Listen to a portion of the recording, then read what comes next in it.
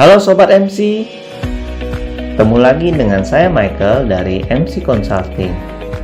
Kali ini saya akan membahas mengenai babak kedua pengampunan pajak. Kali ini terkait pengampunan pajak periode kedua yang seringkali dibicarakan oleh masyarakat mengenai pengajuan pemerintah sejak tahun 2016, rencana revisi kelima Undang-Undang Nomor 6 Tahun 1983 tentang Ketentuan Umum dan Tata Cara Perpajakan atau yang biasa disebut Undang-Undang KUP memasuki tahapan baru, di mana Menteri Koordinator Perekonomian Erlangga Hartarto mengungkapkan bahwa Presiden Joko Widodo sudah mengirim surat kepada DPR untuk segera membahas RUU tersebut. Ketika kita lihat bahwa undang-undang tersebut menarik perhatian, pasalnya pengampunan pajak atau biasa disebut dengan tax amnesty, rencananya akan ada jilid yang kedua, di mana banyak kritik lantaran jaraknya terlalu dekat dengan kebijakan Sumpah pada tahun 2016. Selain itu, pengampunan pajak jilid pertama dinilai kurang sukses. Nah, yuk kita lihat pasal-pasalnya apa saja. Apa sih yang menarik dari hal ini terkait dengan tax amnesty jilid yang kedua? Di sini ada beberapa hal, yaitu pada jilid pertama kita melihat bahwa tarif tax amnesty jika kita lihat pada TA jilid 1 itu berbeda dengan TA jilid kedua ya, di mana ada tarif tebusan, amnesti pajak, ungkap, tebus, lega. Nah, di sini ada yang namanya deklarasi dan repatriasi. Dulu untuk deklarasi di sini ada beberapa periode ya, ada 4, 6%, 10%, sedangkan untuk repatriasi 2%, 3% dan 5%. Dan untuk UMKM tarifnya spesial nih, 0,5%. untuk UMKM dengan deklarasi nilai harta sampai dengan 10 miliar. Namun untuk UMKM dengan deklarasi nilainya di atas 10 miliar, itu nilainya adalah sebesar 2%.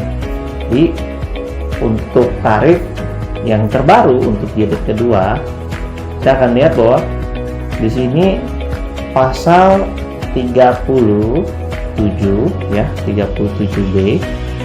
Nah, ini ada 3 poin di mana wajib pajak dapat mengungkapkan harta bersih yang belum atau kurang diungkapkan nih pada periode yang pertama ya. Dimulai dari harta bersih diperoleh sejak 1 Januari 1985 hingga 31 Desember 2015. Kemudian tarif pajak penghasilan final bagi harta tersebut sebesar 15% dan 12,5% bagi WP yang menginvestasikan hartanya ke SBN atau surat berharga negara. Kemudian kalau kita lihat di pasal 37C, sini ada surat pemberitahuan pengungkapan harta. Nah, jadi pada periode pertama dengan periode kedua, di mana kalau periode pertama di sini ada beberapa tahapan. Ya, dilihat dari tarifnya sendiri, tarifnya berbeda-beda, jadi ada periodenya. Nah, di sini kalau surat pemberitahuan pengungkapan harta disampaikan pada Direktorat Jenderal Pajak mulai dari 1 Juli sampai 31 Desember 2021. Kemudian wajib pajak yang telah memperoleh surat keterangan pengungkapan harta dari DJP tidak akan dikenai sanksi administratif.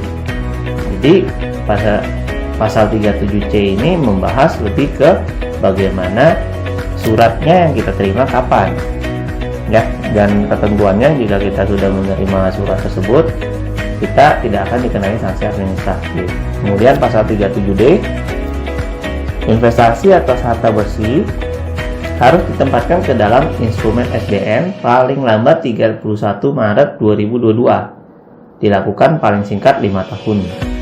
Dan pasal 37E, nah di sini ada beberapa periode nih. Jadi WP orang pribadi dapat mengungkapkan harta diperoleh selama 1 Januari 2016 sampai 31 Desember 2019 apabila masih dimiliki pada 31 Desember 2019 yang belum dilaporkan dalam surat pemberitahuan SPT pajak penghasilan orang pribadi tahun 2019.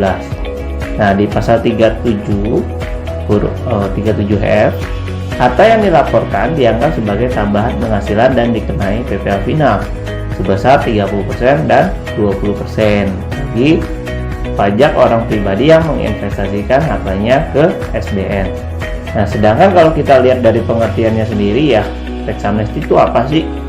Tax amnesty sendiri adalah penghapusan pajak yang seharusnya terutang, tidak dikenai sanksi administrasi perpajakan dan sanksi pidana di bidang perpajakan dengan cara mengungkapkan harta dan membayar uang tebusan yang diatur dalam undang-undang.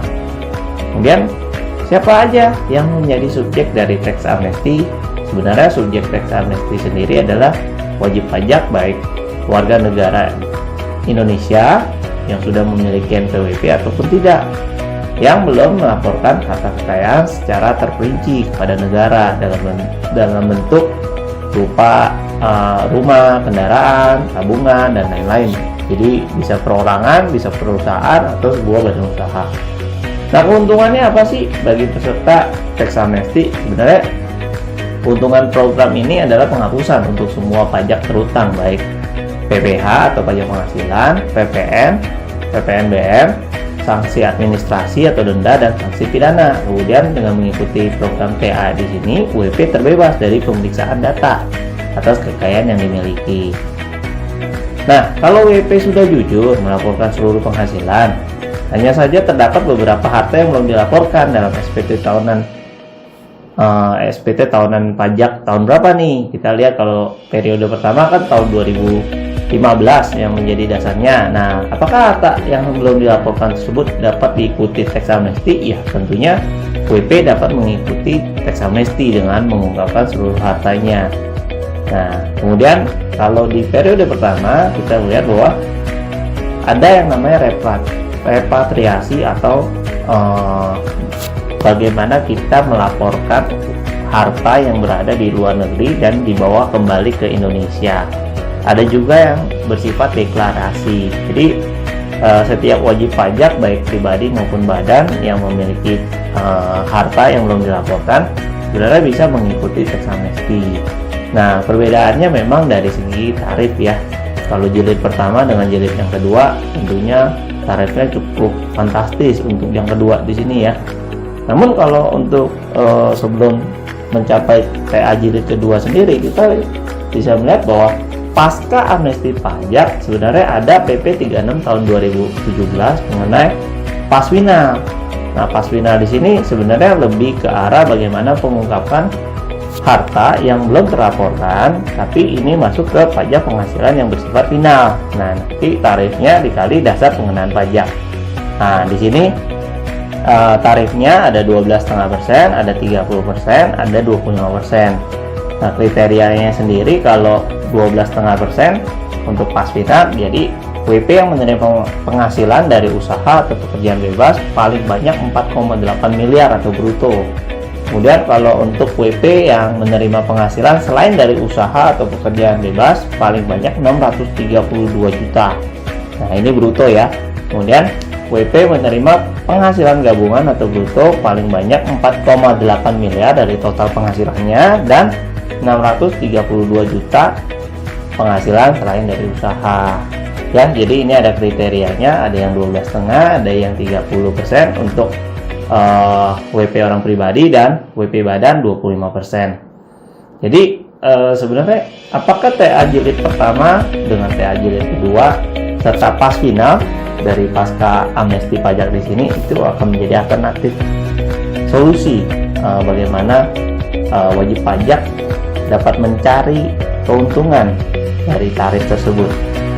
Nah, kita harap pemerintah akan membahas TA jilid kedua ini dengan secepatnya ya, sehingga kita tahu nih, oh aturan perpajakannya seperti apa, apakah ini dapat dimanfaatkan oleh setiap kita sebagai wajib pajak baik orang pribadi maupun badan. Oke, semoga penjelasan dari saya dapat membuat teman-teman semua ya, sobat MC dapat mengetahui bahwa akan ada nih babak kedua pengampunan pajak. Namun dalam hal ini semoga apapun regulasi yang akan dikeluarkan oleh pemerintah itu dapat bermanfaat bagi kita semua. Oke, orang bijak taat pajak. Terima kasih.